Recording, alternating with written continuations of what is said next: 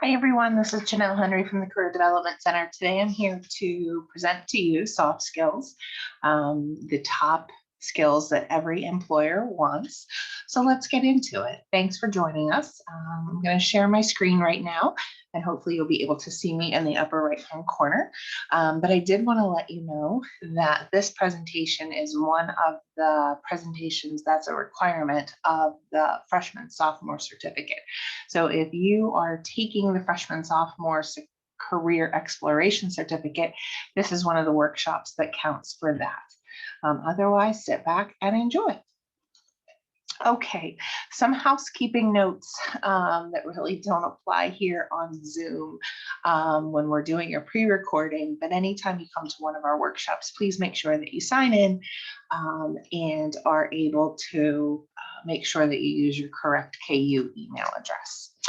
Today, we're going to make sure that you can identify top 5 professional skills that are sought out by all employers. And again, I don't care what industry that you're planning on going into, that's the ones, the top 5 that all want. And also making sure that you can demonstrate specific examples of your own to demonstrate those top 5 skills. So let's get into it. If we were in person, I would have us kind of go around the loop and talk about what soft skills are in your opinion. But obviously you are not with me today, so we can't share. Here is the textbook definition, and this is where I kind of start sounding like a professor of what soft skills are. They are a non-cognitive personal effectiveness competency, and they are a cluster of personality traits, social graces that characterize how you work and have relationships with other people. So really how you work alongside other people and how you go about doing your job. So why is this so important, and why do we have an entire presentation on this? Employers have come back to the universities all across the country, not just Kutztown, and said, hey, you know, it's time to, I really think, start talking to students about bringing these soft skills to their jobs, not necessarily just the hard skill of learning what they've learned in the classroom. So it's come back to the university that we need to cover these things. And frankly, it's kind of come to the Career Center's responsibilities. So there was a survey from NACE in 2019 that more than 90% of employers agreed that candidates demonstrated capacity to think clearly, communicate clearly, and solve problems is more important than their major. So that is a very powerful statement, that all of those things that a potential employee brings to the table is more important than the major that's written on their diploma. So think about that a little bit. Okay, so here is another quick survey from LinkedIn of 1,300 hiring managers. These were their top 6 soft skills: adaptability, culture and collaboration, leadership, potential for growth, and prioritization. You will find that most of these are in the next round that we're going to cover today. So they are all very valuable. It doesn't really matter how they fall into the top 10 or top 5, but I just want to make sure that you're aware of them. Okay, so when I talk about this during the presentation, I want you to think about your last job that you had, or your current job, or if you did volunteering where it was a work schedule, those kind of things. And another piece of this is that that might be a campus job for some of you. Some of you may be here on campus right now working in offices or different departments here on campus, and that's a great opportunity for people to gain professional environment experience where you're actually interacting with professionals as opposed to maybe just the retail industry and or the food service industry. So as I talk through this, I want to make sure that you think about your most recent or current job. Okay, what do you feel is the #1 soft skill for all employers? I want you to think a little bit about that before I flip over. A lot of people have different thoughts on this, but the reality of it is the #1 soft skill for all jobs, I don't care what industry you're going into or what your major is here at Kutztown, but communication, oral communication, written communication, verbal opportunities, but also listening. Listening is a big part, and reading. So remember that all of those types of communication, whether you are giving the communication or you are receiving the communication, is important.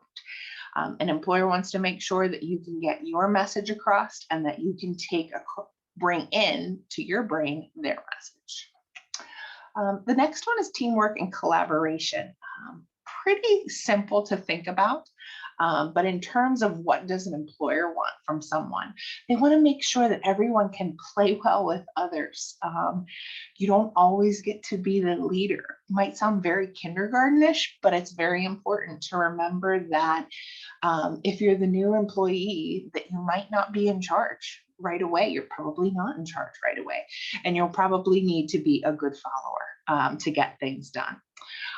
Also thinking about teamwork and collaboration is most industries today are doing some form of group work, whether it be a team-based project, a collaborative project where you all get together every once in a while, and you have to be ready to be able to work with people in those circles.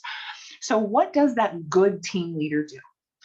You'll remember this if you participated in a sport or a musical group in high school, and that team leader, that section leader, whatever it was, the captain, they portrayed some traits that they needed to use on a daily basis. And they made sure that if a person was good at something, they put them up. And if they weren't so great at it, then they kind of removed them from it, but gave them a different job.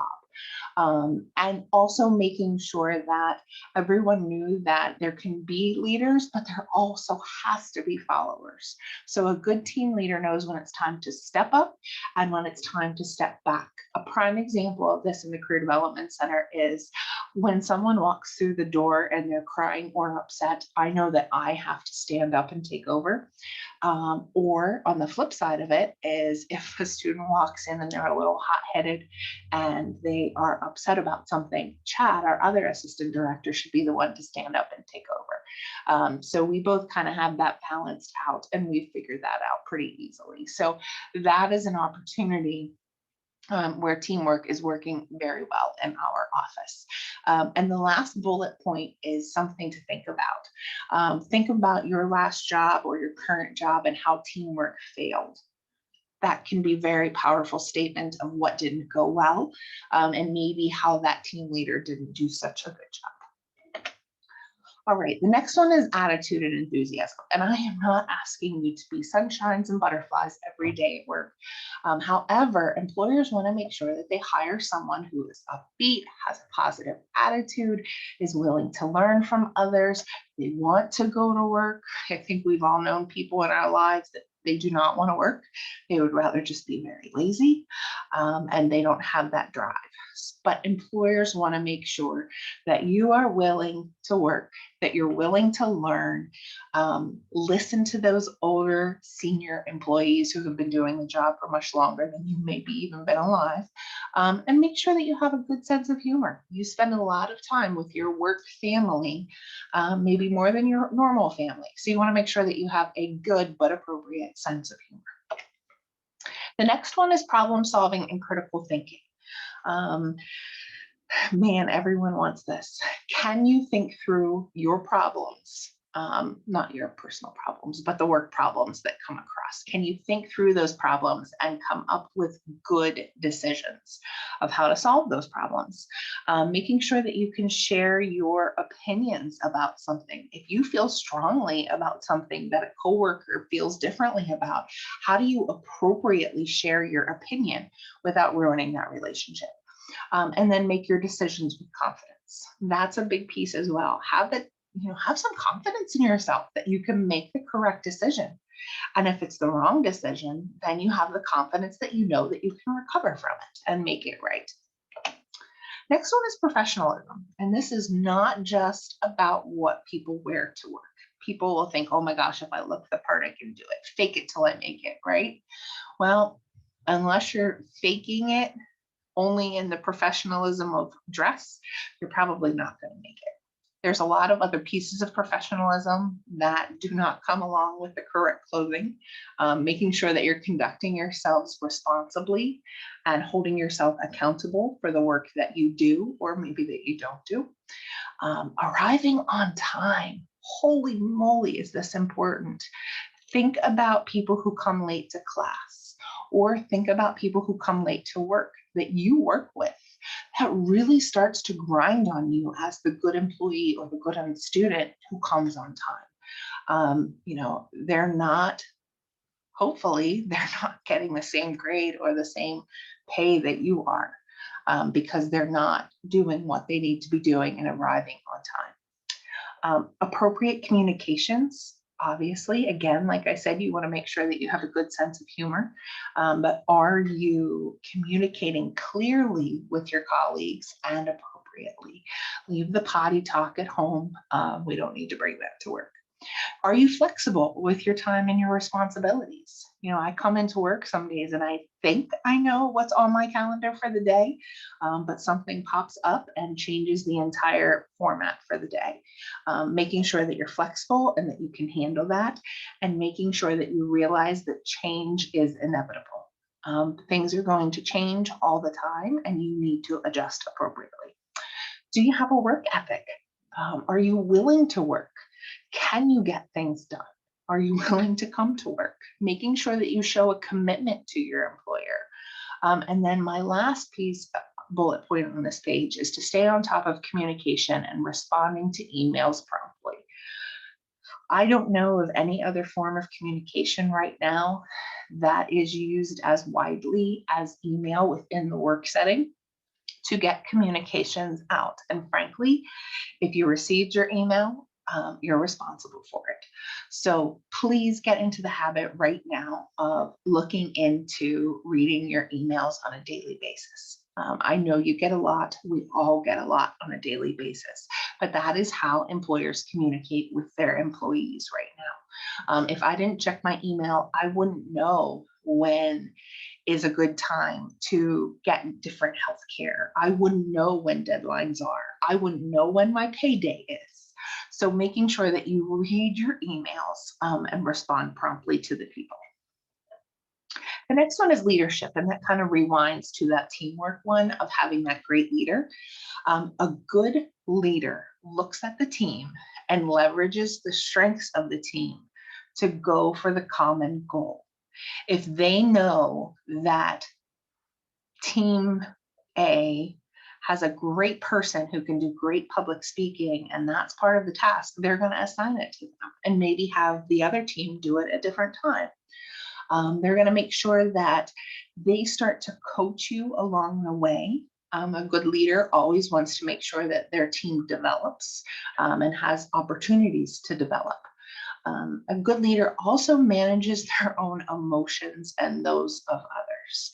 They try to make sure to stay calm and make sure that their team stays calm, and knowing that when someone is upset, to allow them the space to be upset so that they can come back and get back to work. So managing emotions is a big part of being a good leader. And then prioritize and delegate work. Nothing gets done if someone tries to do it all on their own and doesn't give any responsibility to others. So that makes a great leader. Digital technology, we learned this a very hard way last March when COVID hit, that we had to figure out very quickly what digital technology to use to accomplish our everyday tasks and goals. And making sure that we can use new technology in everything that we do. So this is where your experience with COVID and just being a digital native, for lack of a better term, comes into play. That older persons in the workforce might look at you and say, help us come up with a different way to do it. Or you may need to say, hey, I have a great idea. Let's look at this new technology. Don't be pushy, or it's not going to go over well, but I want you to make a good suggestion. So digital technology has morphed from what it used to be when we did this presentation into something a little bit different. The next one is global or intercultural fluency. Obviously, respecting and learning from a diverse population within the workforce is really important. You are going to walk into a workforce that is going to have 4 different generations in it. You are going to walk into a workforce that is completely global now because of the technology that has emerged. You are going to be walking into maybe the rooms or the offices or the homes of someone when you're Zooming with them from a different part of the world, a different lifestyle than you live. Their surroundings may look different. They may look different than you. So I want to make sure that we all are respectful, responsible, and that we're willing to learn from them. So, it's not just about working beside someone who looks differently from you anymore.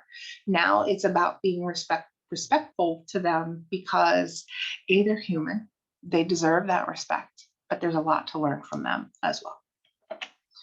Remembering your manners. Holy crap, your mom or your grandma probably tried to do this. I try this every day with my children, making sure that you have good manners. Now, the first bullet point, we're not really sure if that's going to come back or not. I don't know if handshakes are going to happen in the future here after COVID has passed. But eye contact is still very important. Even when you're doing this electronically or virtually or over Zoom, you still want to make sure that you try to maintain eye contact. If you are doing something over Zoom, you may want to realign where your sight is with the camera on your computer so that you look like you are speaking to them. However, it may become uncomfortable. Eye contact is typically a 7-second rule of looking at someone for 7 seconds, and then it's time to move your gaze. So just making sure that you maintain eye contact with people when you're in person and or when you're online. Introducing yourself, making sure that you're listening to others as they introduce themselves and as they talk. It's very simple to start to wane during long Zoom calls. Zoom fatigue sets in, but you want to make sure that you are willing to listen and you're absorbing the information. Okay, career management. I wouldn't be a great career person if I didn't talk to you about this. A piece of your responsibility as a new employee or as an employee is to make sure that you work for yourself in your career development throughout the rest of your life. You need to make sure that you can start to identify your skills, your strengths, your experiences, and how that can help you grow professionally throughout your life. Making sure that you start exploring options. Don't get set in a job and become complacent. I want to make sure that you start to look for other opportunities and start to learn new things. And then know what it takes to advocate for yourself in the workplace. Regardless if you are an underrepresented population, a female, whatever it might be, you need to be able to advocate for yourself because you have those great skills and abilities. So learning how to negotiate salary, learning how to negotiate period is a really important skill. But make sure that you're an advocate for yourself for opportunities in the workplace. Okay, so here's just a couple areas that you can use for resources in the career development for soft skills. You're also going to hear the term career readiness skills or transferable skills. Those could be some of the terms that other people use for the term soft skills. All right, after every workshop, we definitely send some emails to everyone, so just be aware of that. And I want to make sure that I thank you all for your time. Our contact information is on the screen if you want to reach out to us. Otherwise, I want to make sure that you all have a great afternoon.